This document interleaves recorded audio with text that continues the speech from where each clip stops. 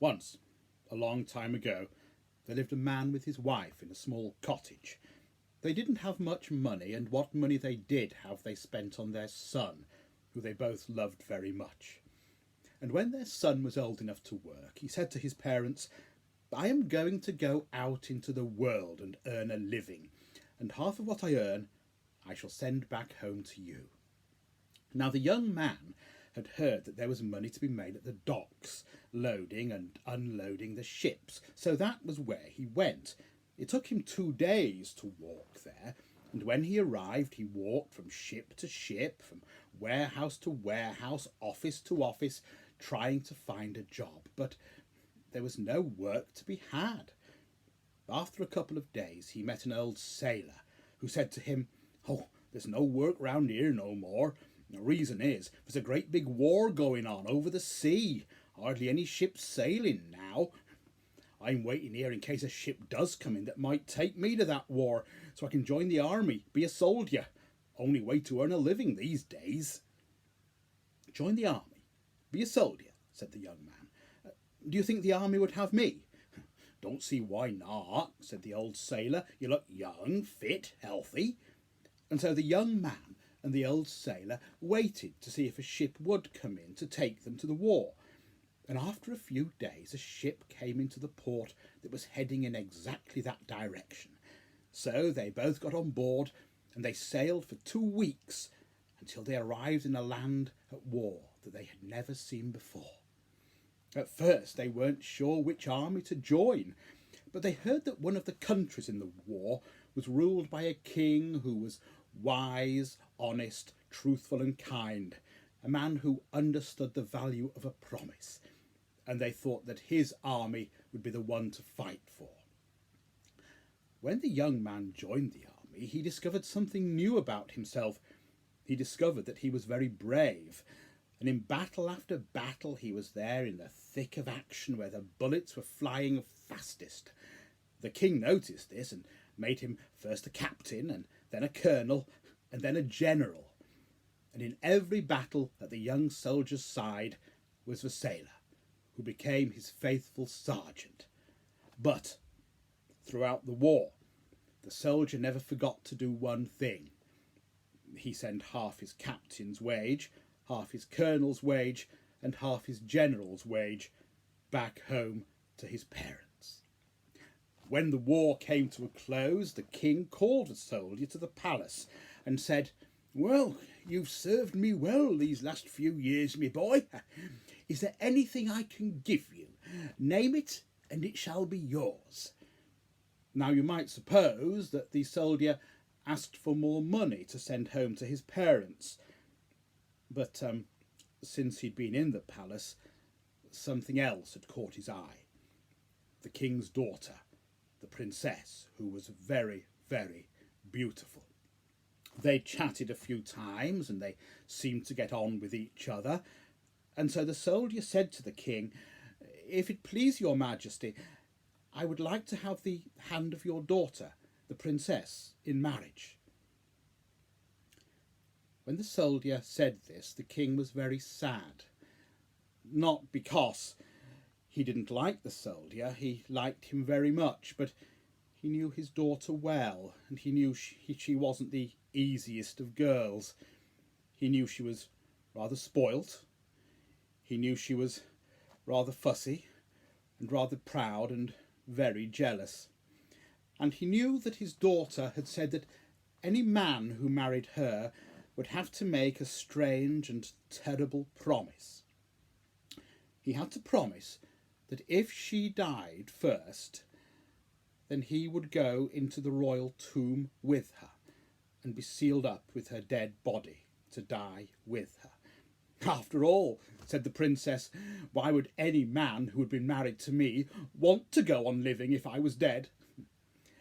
The king told the young soldier of this promise and said that many men had found the princess beautiful, but once they'd heard of the promise had decided not to marry her. But the soldier thought the princess the most beautiful girl he had ever seen. So he said he was prepared to make the promise if only he could marry her. Well, the soldier and the princess married, and there was great rejoicing in the land. The princess, as I say, was very spoilt, and she had lots of servants. She had servants to dress her and to wash her, to do her hair, to cook her meals. The soldier only took one servant, his old sergeant, the sailor who had first told him about the war overseas. And any other money he had that he could have spent on servants, he sent back home to his parents. Well, the first year of marriage was blissful. But towards the end of the year, the princess became ill, and before long she died. The soldier was heartbroken. He'd loved his bride very much, and then he remembered the promise that he had made, that if she died first, he would go into her tomb with her and be locked up to die with her. The king recalled the promise as well, and he knew a promise was lasting forever, so he was determined the soldier would see it through. So, on the day of the princess's funeral, her body was taken into the royal tomb and laid on a great marble slab, and a chair was put in there for the soldier to sit on. At the last moment, the king felt sorry for the soldier, and he gave him 4 loaves of bread, 4 bottles of water, and 4 candles, to make his days in the tomb a little easier. And then when the soldier went in and sat down, the king's guards locked the door, and the king told them to stand guard outside, just to make sure the soldier did not try to escape. The soldier sat in the dark.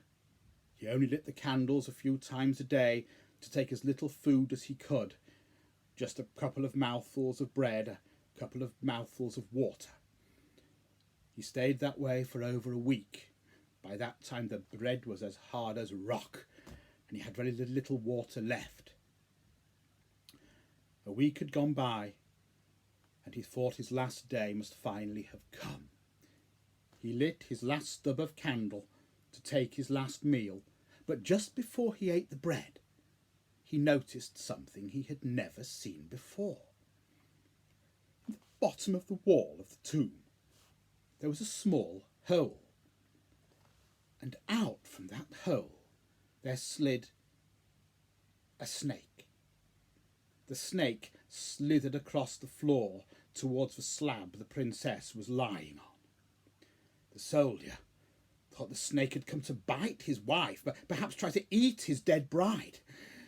He pulled himself to his feet, drew his sword, and slashed once, twice, cutting the snake into 3 parts. And then tiredly he sank back down into his chair again. "Oh, you will not bite my beloved bride," he said to the dead snake. But just then, by the light of the guttering candle, he saw something else. Out from the hole in the wall slithered another snake. This snake slid up to the dead snake lying in 3 parts on the floor and looked at it. Then it turned around and went back into the hole in the wall, and a minute later came out, and in its mouth it had 3 leaves. It slid up to the dead snake, and with its nose it pushed it so that the 3 cut parts all connected again, and then it put a leaf over each of the joins where the soldier had cut the snake, and the 3rd leaf it put over the dead snake's face. The soldier watched incredulously. What on earth was going on? But was it hunger? Was it his tiredness? It looked to him as if the dead snake twitched. It was true. The dead snake began to move. The 3 leaves fell from its body.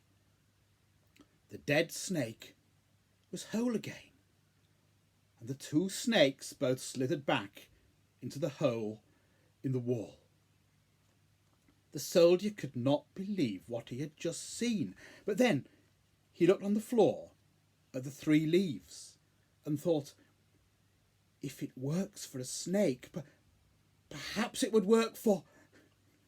He crouched down and he picked up the leaves. He put one of them over each of the princess's eyes. The third one he put over the princess's mouth. And then, could it be?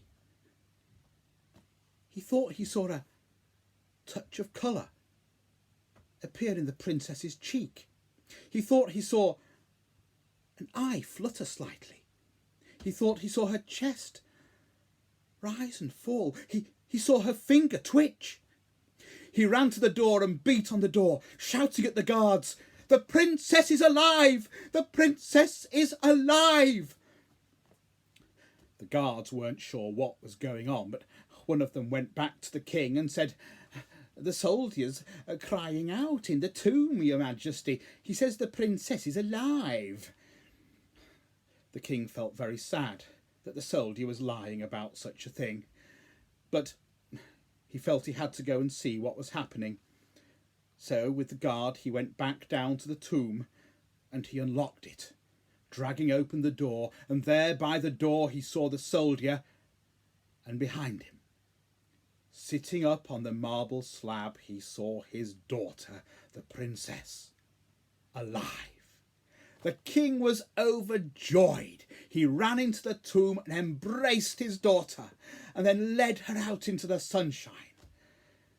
The soldier, very quietly, picked up the 3 leaves, without saying a word, put them into his pocket. Well, there was great rejoicing about the princess coming back to life. Throughout the land there was celebration. The soldier told no one what had happened with the leaves, apart from his servant. And he said, "Guard these leaves well. They brought my bride back to life. They are magical leaves."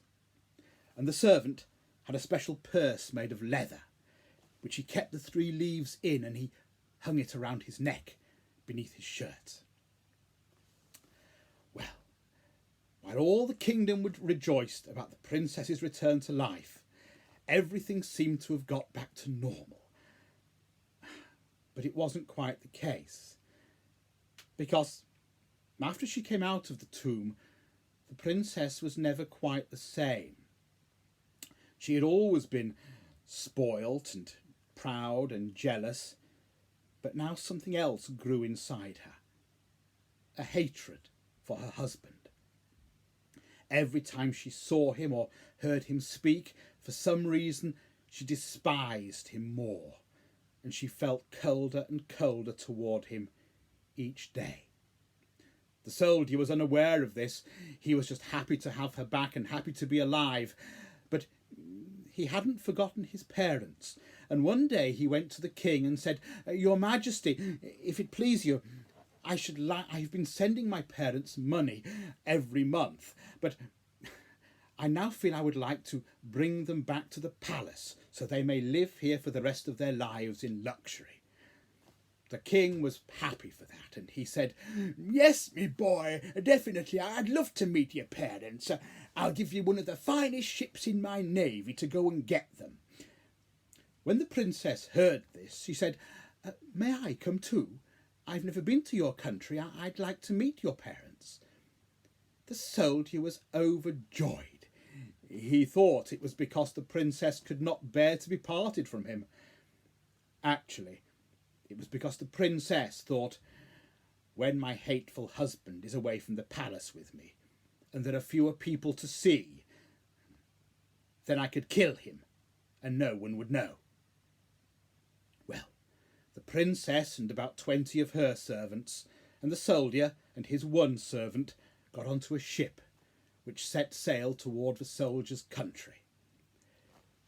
On the second day out, the princess went to the ship's captain and said, "Captain, would you do something for me?" "Anything you like, me dear," said the captain. Well, said the princess, "it sounds a little odd, but I no longer love my husband. I would like him to be killed. if you would help me kill him, then I will give you anything you desire." Well, the ship's captain was quite a greedy man, and although he had a very fine ship, it wasn't the finest ship in the king's navy. And he said, "Well, there's one thing I would like, your highness. I would like your father's flagship, the greatest ship in the whole navy. If you would give me that, I will do anything you ask." "Very well," said the princess, "I promise. Help me kill my husband, and you shall have my father's flagship." And so, that night, when the young soldier went to bed and went to sleep, the princess and the ship's captain slipped into his cabin. The ship's captain carried with him a rope, which he wrapped around the soldier's neck, and he pulled it tight. The soldier was choking, but he couldn't fight against the rope. The ship's captain picked up the soldier, carried him to the deck of the ship, and hurled him overboard. "He'll drown down there, surely," said the captain to the princess. "Oh, thank you," said the princess. "In a couple of days we shall go back to the king, and we shall tell him my husband died at sea, and you shall be given the greatest ship in my father's navy." Now, they thought no one had seen them do this, but the soldier's servant had witnessed it all. And when they weren't looking, he lowered one of the ship's lifeboats into the sea and rowed back towards where they had thrown the soldier. He saw the soldier's body floating around in the sea, and he pulled it into the lifeboat. But when he looked at his master, he saw that the soldier was completely dead. "What a thing," said the sergeant. "My master dead like this, murdered by his wife." And then he remembered the leather purse around his neck, with the 3 leaves in it. "Would it work for me?" he thought. He took out the purse, and he took out the 3 leaves. He put a leaf over either each of the soldier's eyes, and he put the 3rd leaf over the soldier's mouth. Did he see a movement? Did he see the soldier's chest rise and fall? Did he see the soldier's finger twitch?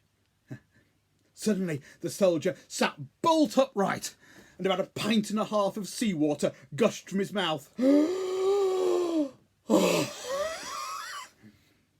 soldier was alive. "What happened?" he said. "The last thing I saw was the ship's captain leaning over me with a rope." The servant told him what had happened, how the princess and the ship's captain had conspired to kill the soldier. "We must go back to the king and tell him," said the soldier. So they rowed the boat as fast as they could back to the king's palace. When they arrived at the palace, the king was amazed to see them. "Back so soon?" he said. "Your Majesty," said the soldier, "I have dreadful news." And he told him of the princess and the captain, and how they had tried to murder him. The king could not believe his daughter capable of such a thing, but the soldier said, "If they come back, see what they say." The next day the king's ship came back into the harbour, and the king told the soldier and his servant to hide in a side room. And when the princess and the captain came to see him, the king said, Well, me girl, back so soon? Where's your husband?" "Oh," said the princess, "dreadful news. We'd only been sailing 2 days when our ship was attacked by pirates. My husband, the soldier, he was killed by the pirates. It was only this brave captain who fought the pirates off and saved me. I promised he could have anything for saving my life. I've promised him that he could have your flagship, the greatest ship in the navy. Well, For doing something like that. He deserves it, I think, said the king. Thank you, said the princess. It made me so sad if I were to lose my husband like that. Maybe you haven't lost him, said the king. And he threw open the door of the room, and the soldier and his servant walked out. The king then turned to his daughter, the princess. I cannot believe that a daughter of mine would lie like that, he said. You know how I feel about lies and about promises. So, you have made a promise, and it shall be kept. You have promised this ship's captain my flagship, the greatest ship in my navy, so he shall have it, and you shall share it with him. No daughter of mine tells lies like that, or commits untruths. The princess was far from happy, but sailing off with the ship's captain might not have been the worst of fates, so she agreed that she would leave the country with the ship's captain if he could have, as promised, the king's flagship. So the king granted them the flagship, and the captain and the princess sailed away. But before they sailed away in the flagship, the king had done one more thing. He had called the castle carpenter and asked him to take his drill and drill 1,000 holes in the bottom of the flagship. And as the king, the soldier and his servant watched the flagship sail away, they also saw it descend lower and lower and lower into the water, until it was seen no more. The king made the soldier his prime minister, and a good and honest prime minister he was. And the soldier's parents came to live in the palace, and they were happy. And the king, although he had lost a daughter, felt that honesty and the promise had been paid.